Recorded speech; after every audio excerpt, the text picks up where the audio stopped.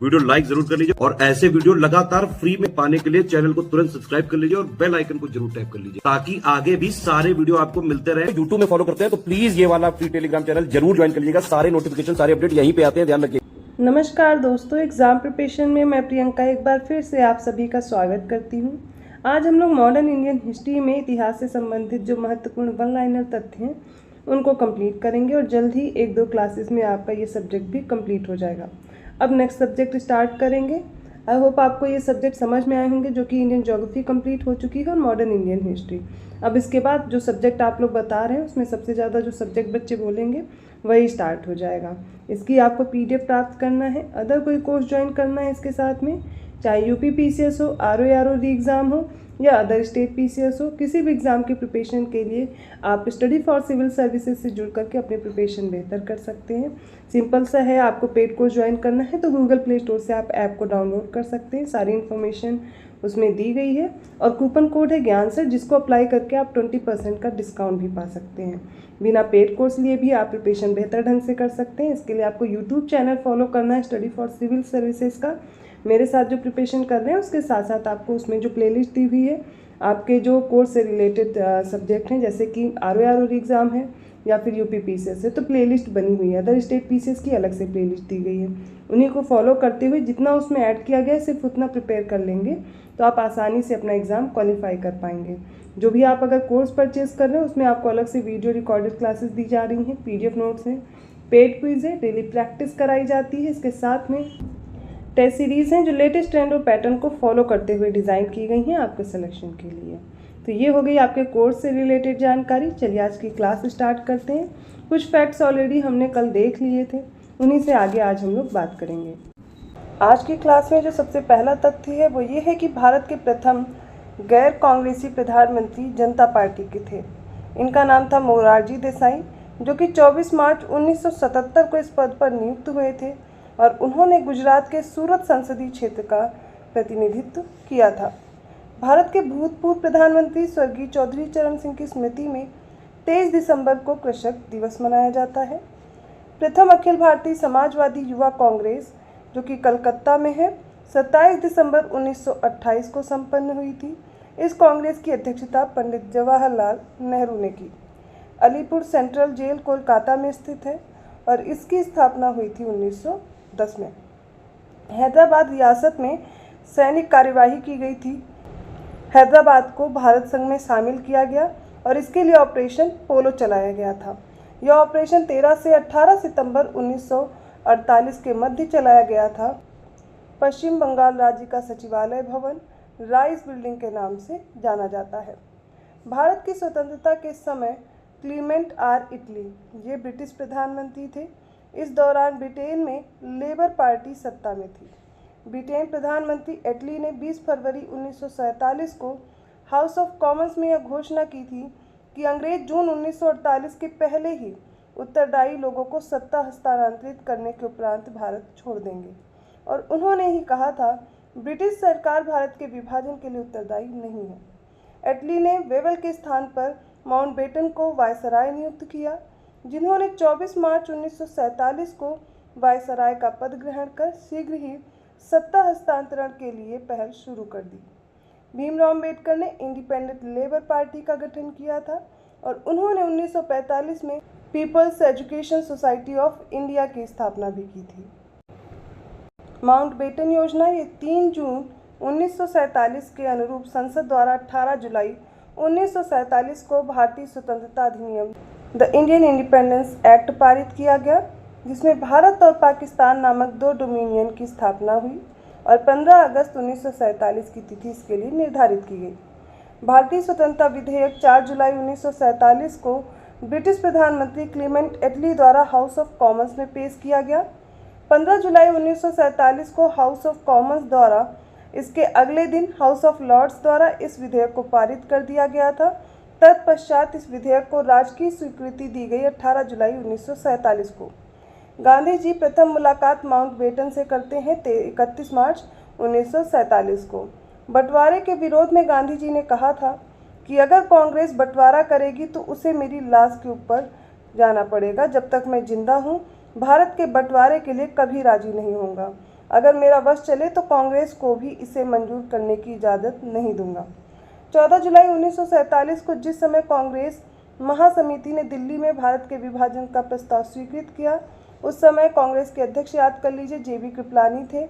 नवंबर 1947 को जेबी कृपलानी ने कांग्रेस की अध्यक्षता पद से त्यागपत्र दे दिया था और कृपलानी जी के त्यागपत्र के बाद डॉक्टर राजेंद्र प्रसाद कांग्रेस के अंतरिम अध्यक्ष बन गए थे। वर्ष 1948 में कांग्रेस के जयपुर अधिवेशन में पट्टाभी सीतारमैया कांग्रेस के अगले अध्यक्ष बने थे। वर्ष 1950 में कांग्रेस के नासिक अधिवेशन में पुरुषोत्तम दास टंडन कांग्रेस के नए अध्यक्ष बन गए। 14 जून 1947 को संपन्न हुई अखिल भारतीय कांग्रेस कमेटी, इसकी बैठक में भारत विभाजन के विपक्ष में खान अब्दुल गफ्फार खां, जिनको सीमांत गांधी के नाम से भी जानते हैं, इन्होंने मतदान किया था। डॉक्टर सैफुद्दीन किचलू ने वर्ष 1947 में कांग्रेस कमेटी की बैठक द्वारा विभाजन के प्रस्ताव के पारित होने को राष्ट्रवाद का संप्रदायवाद के पक्ष में समर्पण के रूप में लिया। पंजाब प्रांतीय कांग्रेस कमेटी के अध्यक्ष थे डॉक्टर किचलू। ये विभाजन के प्रबल विरोधी थे। 14 से 15 अगस्त 1947 की मध्य रात्रि को अंतरिम संसद के रूप में संविधान सभा ने सत्ता ग्रहण की नियत दिन से, और जब तक दोनों डोमिनियनों की संविधान सभाएं नए संविधान का रचना नहीं कर लें, उनके अधीन नए विधानमंडल गठित न हो जाए, तब तक संविधान सभा को ही डोमिनियन के केंद्रीय विधानमंडल के रूप में कार्य करना था। 15 अगस्त 1947 की मध्य रात्रि केंद्रीय असेंबली में जनगण मन तथा इकबाल का गीत था सारे जहां से अक्षा हिंदुस्तान हमारा, SS सुब्बलक्ष्मी ने गाया था। स्वतंत्र भारत के प्रथम विधि मंत्री डॉक्टर भीमराव अम्बेडकर थे। स्वतंत्रता के समय महात्मा गांधी की सलाह पर उन्हें केंद्रीय विधि मंत्री का पद संभालने का न्योता दिया गया था। आर कोपलैंड ने स्पष्ट शब्दों में लिखा था, भारतीय राष्ट्रवाद तो अंग्रेजी राज की ही संतति थी। ब्रिटिश राज में भारत के एकीकरण पर के.एम. पणिक्कर ने कहा था, ब्रिटिश शासन की सबसे अधिक महत्वपूर्ण उपलब्धि भारत का एकीकरण था। इंग्लैंड में विशेषज्ञों ने भारत संकट में है का नारा लगाया। 19वीं शताब्दी में उड़ीसा अकाल 1866-67 ने भीषण रूप धारण किया था। पिंडारियों का दमन हेस्टिंग ने किया था।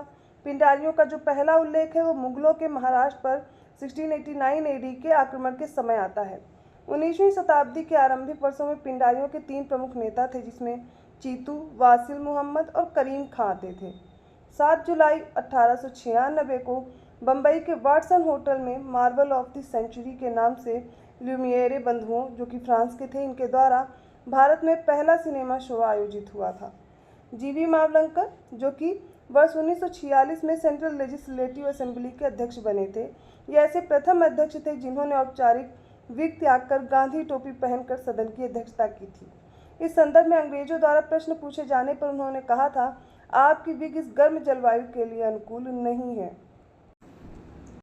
अब डॉक्टर भीमराव अम्बेडकर जी के बारे में जान लेते हैं। इनका जन्म 1851 में हुआ था और 1956 तक इनका जीवन रहता है। डॉक्टर भीमराव अम्बेडकर का जन्म 1891 ईस्वी में मध्य प्रदेश के महू में हुआ था।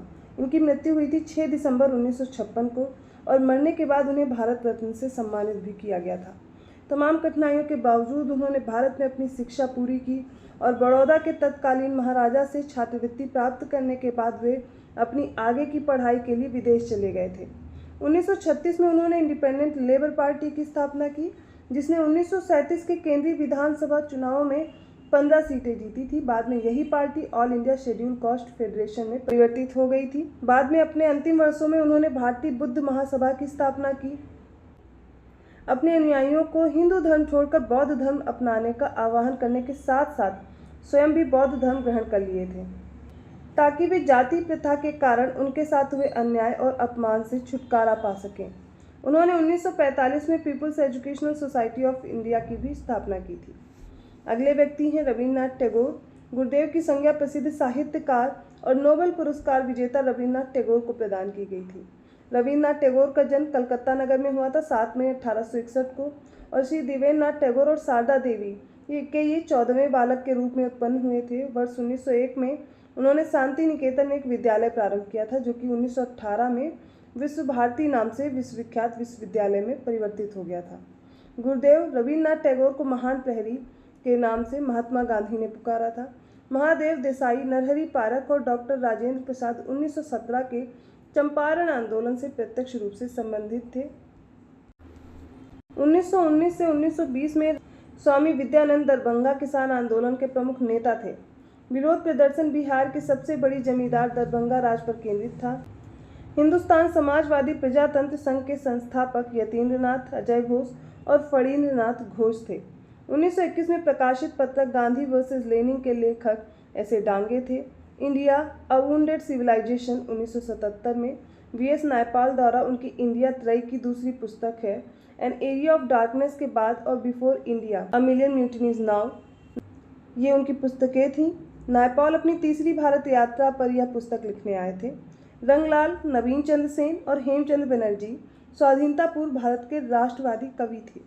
द्वितीय विश्व युद्ध में भारतीयों की सहमति के बिना ब्रिटेन द्वारा भारत को शामिल किए जाने के विरोध में 22 अक्टूबर 1939 को सभी कांग्रेसी मंत्रिमंडलों ने इस्तीफा दे दिया था और इस खुशी में जिन्ना ने मुसलमानों से 22 दिसंबर 1939 की मुक्ति दिवस के रूप में मनाने का आह्वान भी किया था। बाबू जगजीवन राम ने हरमोट कमीशन के समक्ष रांची में प्रस्तुत होकर दलितों के लिए मताधिकार की मांग रखी थी। फ्रंटियर गांधी ने कहा था कि कांग्रेस और उनके आंदोलन को उन्होंने भेड़ियों के सामने फेंक दिया था। मुख्य खालसा दीवान ने गदर पार्टी के क्रांतिकारी को गिरे हुए सिख और अपराधी के रूप में घोषित किया था। मद्रास में जस्टिस पार्टी ने उनके ब्राह्मण विरोधी रुख की वजह से द्वैत शासन के प्रयोग को प्रांत में सफल बना दिया। माउंटबेटन ने प्रथम प्रधानमंत्री जवाहरलाल नेहरू का साहस और दूरदर्शिता के एक उत्कृष्ट नेता के रूप में अभिवादन किया था। 1888 में इलाहाबाद में दरभंगा के राजा थे। इन्होंने भारतीय राष्ट्रीय कांग्रेस के चौथे अधिवेशन के संपन्न होने में बहुत बहुमूल्य सहायता प्रदान की थी। मुदकी-का जो भारत के पंजाब राज्य के फिरोज जिले में स्थित नगर है, सन 1845 में यहाँ ब्रिटिश ईस्ट इंडिया कंपनी और सिख साम्राज्य के बीच मुदकी का युद्ध हुआ था, जिसमें बहुत कठिनाई से ही ब्रिटिश जीत पाए थे। DK. Curve window remarriage association के सचिव थे। जे.ई. बेथुन, इन्होंने कलकत्ता में कन्या विद्यालय की स्थापना की जो बाद में बेथुन कॉलेज बन गया था। बी.एम. मालाबारी ने बाल विवाह के विरुद्ध एक संघ की स्थापना की थी। अक्षय कुमार दत्त ने बाल विवाह के विरुद्ध चिकित्सीय मत को रखने का काम किया था। ईश्वर चंद्र विद्यासागर 1850 में कलकत्ता में संस्कृत कॉलेज के प्राचार्य बने थे। भारत सरकार के आणविक ऊर्जा विभाग द्वारा अंतरिक्ष अनुसंधान हेतु भारतीय राष्ट्रीय समिति की स्थापना हुई थी 1962 ईस्वी में। डॉक्टर विक्रम भाई साराभाई ने इसकी स्थापना की, जिसका कार्य अंतरिक्ष कार्यक्रम में प्रारंभ करने के लिए सहायता व सलाह हेतु निर्माण किया गया था। 1949 में संविधान सभा में सरदार वल्लभ भाई पटेल ने अंतरिम सरकार के अपने पूर्ववर्ती अनुभवों का स्मरण रखते हुए 10 अक्टूबर 1949 को भारतीय संविधान सभा की बहस में कहा था, मैं इस सभा के रिकॉर्ड के लिए यह कहना चाहता हूं कि यदि पिछले 2 या 3 वर्षों में सिविल सेवाओं के अधिकारियों ने देशभक्ति की भावना और निष्ठा से काम नहीं किया होता तो यह संघ समाप्त हो गया होता। डी.के. कर्वे विधवा पुनर्विवाह संघ के सचिव थे। जे.ई.डी. बेथुन, ये कलकत्ता में गर्ल्स स्कूल की स्थापना की थी इन्होंने, जो कि बेथुन कॉलेज बन गया था, अभी हम लोग पढ़ चुके हैं। बी.एम. मालाबारी के बारे में भी पढ़ा और अक्षय कुमार दत्त के बारे में भी पढ़ चुके हैं। ईश्वर चंद्र विद्यासागर 1850 में कलकत्ता में संस्कृत कॉलेज के प्रिंसिपल बने थे। अगला जो तथ्य है वो गढ़ देवता पीपल एज गॉड पहली बार 1942 में प्रकाशित हुआ। ताराशंकर बंदोपाध्याय द्वारा लिखित एक बंगाली उपन्यास था। स्वतंत्र पट्टू, स्वतंत्रता संबंधी गीतों के एक संकलन के लेखक सुब्रमण्यम भारती जी हैं। Laxmikant Shukla Hindustan Socialist Republican Association HSRA के सदस्य थे। झांसी कमिश्नर बम केस में वर्ष 1930 में श्री शुक्ला को आजीवन कारावास की सजा हुई थी। 1930 से 1938 ईस्वी तक वे अंडमान की सेलुलर जेल में रहे थे। TV Sapru Indian liberal federation के नेता थे। फ्रांसिस्को पेलसार्ट एक डच यात्री था जो कि 17वीं शताब्दी में आगरा आया था। फ्रांसिस्को का जन्म बेल्जियम में हुआ था। इंडियन नेशनल आर्मी में Subhash brigade, Nehru brigade, Gandhi brigade आदि शामिल थी। द कोर्ट ऑफ डायरेक्टर्स ने राज्य हड़प सिद्धांत, जिसे डॉक्ट्रिन ऑफ लैप्स बोलते हैं, इसके आधार पर करौली रियासत के विलय को मंजूरी से मना कर दिया था। तो ये तथ्य हो गए मॉडर्न इंडियन हिस्ट्री से रिलेटेड। जो भी इंपॉर्टेंट थे वो हम लोगों ने कवर कर लिए हैं। हालांकि ये रिवीजन के लिए ही था, इससे पहले आप ये सारी चीज़ें पढ़ चुके हैं। इसकी PDF प्राप्त करनी है, अदर कोई कोर्स ज्वाइन करना चाहते हैं या इसकी डिटेल PDF आपको चाहिए और क्लासेस चाहिए, तो आप जिस भी कोर्स की प्रिपरेशन कर रहे हैं आपको उसमें मिल जाएगी। इसके लिए आप इन नंबर्स पे दिए गए जो नंबर दिए गए हैं इन पे पेड कोर्स की जानकारी ले सकते हैं, कॉल या व्हाट्सएप मैसेज करके। अदरवाइज आप गूगल प्ले स्टोर से सिंपल सा है कि आप ऐप को डाउनलोड करेंगे। जो भी कोर्स की आप प्रिपरेशन कर रहे हैं, RO, UPPCS या अदर स्टेट पीसीएस से, जिस भी एग्ज़ाम की प्रिपरेशन कर रहे हैं, सारी जानकारी दी गई है। आप उस कोर्स को परचेज कर सकते हैं। कूपन कोड है ज्ञान सर, जिसको अप्लाई करके आपको 20% का तुरंत डिस्काउंट भी मिल जाएगा। आपके कोर्सेज में सबसे इम्पॉर्टेंट ये है कि PDF के साथ साथ रिकॉर्डेड क्लासेस भी दी गई हैं अलग से, जो आपको याद करने में हेल्प करेंगी। डेली प्रैक्टिस कराई जाती है, पेड क्विज के साथ टेस्ट सीरीज़ हैं, और टेस्ट सीरीज़ भी ऐसे डिज़ाइन की गई जो आपके लेटेस्ट ट्रेंड और पैटर्न को फॉलो करते हैं। ज़्यादा से ज़्यादा selection study for civil services देता है, ये आप सभी को पता है। तो बिना किसी कन्फ्यूज़न को SES को फॉलो कीजिए। अगर वीडियो अच्छा लगा प्लीज़ लाइक कीजिए, चैनल को सब्सक्राइब कीजिए और लोगों को शेयर करते रहिए। ऐसे ही कंटेंट के साथ मैं मिलती हूँ नए सब्जेक्ट के साथ अगले वीडियो में। तब तक के लिए धन्यवाद।